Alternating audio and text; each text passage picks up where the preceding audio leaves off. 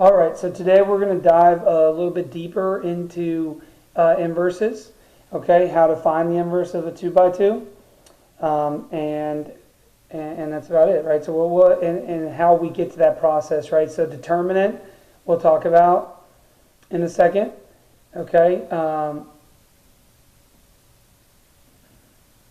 Okay. So here we go. So the determinant value used to determine if a matrix has an inverse and to find the inverse if it has one. Okay. So notations, right? So if you see DET and then a letter here like this, that means you're going to find the determinant. Okay. If you see something like this where you see a to the negative 1, that means you're going to find the inverse. Okay. So those are the notations you should be looking for when you see that. All right. So if we have a 2 by 2, because we're only just going to be looking at 2 by 2s, we'll get into the inverses of 3 by 3. It's very difficult, so we'll talk about how to get to that later on. Okay, when we get to solving systems by 3 by 3, or solving a 3 by 3 system, or yes. Okay. So when you look at this right here, you've got your just normal set of 2 by 2. You got A, B, C, D. So the determinant is going to be this. It's going to be A, D minus, I don't write this. That does, I'm trying to think, how did I write it on your, it doesn't matter, B, C, that may be C, actually, sorry, it's written like this, I apologize, I think so, CB, okay, the order doesn't technically matter there. You're still going to get the same thing because you're multiplying, right? With that minus sign. But there you go. So that's our formula. That's how we would find the determinant. Okay, and that's always our first step. Because if our matrices, and you'll see here in a second, has a determinant of 0, then therefore it doesn't have an inverse. Sometimes some of these matrices don't have inverses. That's what makes them different from a lot of the other stuff we've studied. Okay? So two big things you need to really hone in on. Great possible quiz questions.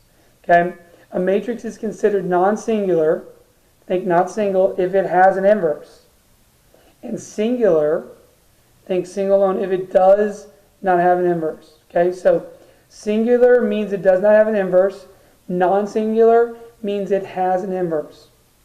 A matrix is singular and has no inverse if the determinant is equal 0. So then what does our formula look like when we're trying to find the inverse? Well, it's going to be 1 over the determinant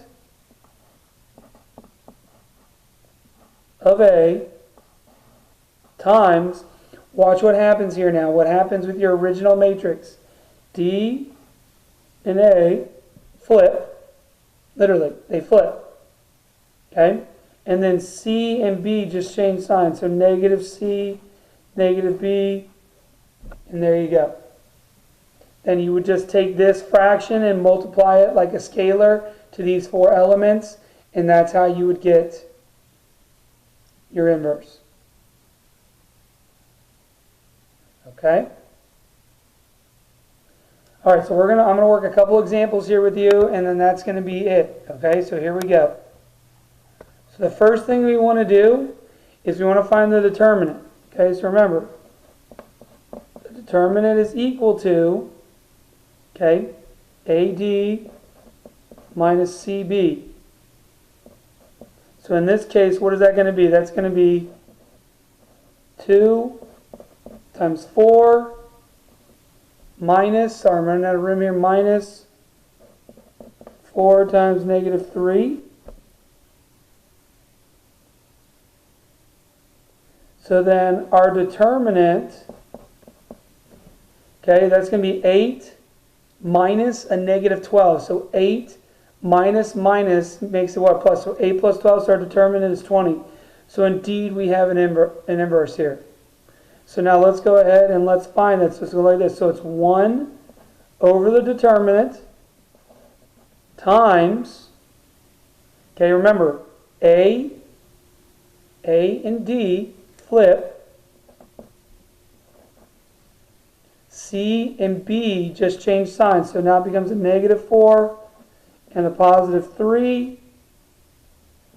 So then A inverse equals, I'm just going to multiply here, scalar, right? So 1/20th times 4 here, that'll give you 4/20. Please simplify, guys. Please simplify. So 4/20 is going to be 1/5.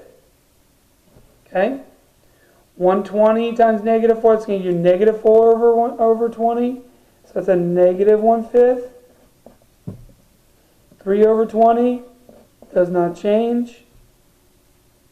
And then 2/20 does simplify to be 1/10, and there you go. So there's your inverse. Right there, that 2/2.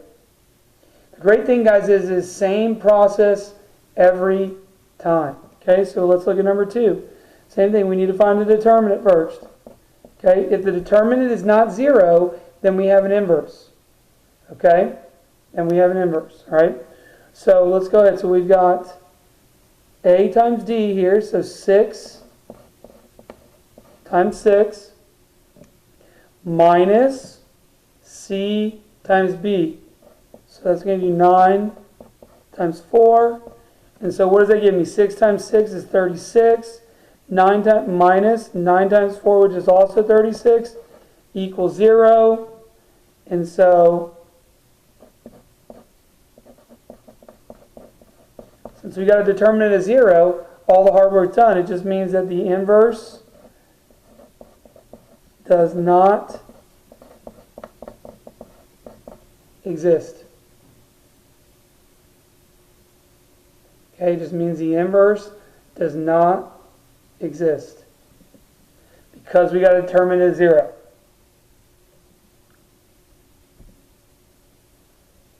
Okay, let's move on to the third one here. So again, let's find the determinant. Remember, our determinant is equal to A times D minus C times B. So we're going to get -4 times the -12 minus 8 times 6. So -4 times -12, that gives me a 48 minus 8 times 6, which is also 48. So again, we get another determinant that is 0, and what that means then is that the inverse does not exist.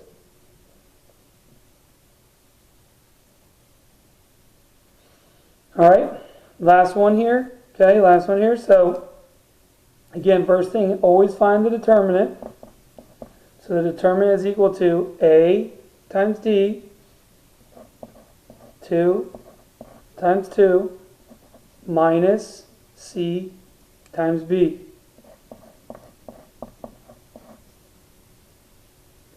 So when we do that, we're going to get the determinant's equal to, looks like 4 minus a -6. So minus makes a plus, and so your determinant's equal to 10. So yes, now we can find the inverse. Okay, we can find the inverse. So it's going to look like this. So we're going to take 1 over the determinant, which is what we just found, so 1/10, times, we're going back to our original matrices here, okay? A and D, I know they're the same values, but normally they would flip, so it would be 2 and 2. Now C and B, all they do is change signs. So since I had a +2, it's now a -2. Since I had a -3, it's now a +3. So now we're almost done. So last but not least here now, okay, we're just going to go ahead and take this scalar and multiply it by every element in the matrix C. So we're going to say A to the negative first, because that's our notation when we are notating that we have the inverse here. We're going to get 1/10 times 2, so 2/10, which is 1/5. We're then going to get 1/10 times negative 2, which is negative 2 over 10, which simplifies to be another negative 1/5. We're then going to get 1 over 10 times 3. That leaves me 3 over 10. It does not simplify, so I just leave it as it is like that. And then 1 over 10 times 2. That gives me 2 over 10 again, which is just going to be a 1/5. And there you go. Okay? So guys, that ends this week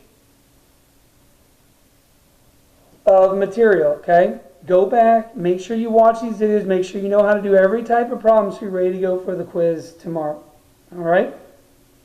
So that is it for me. I will see you guys in class tomorrow. Peace.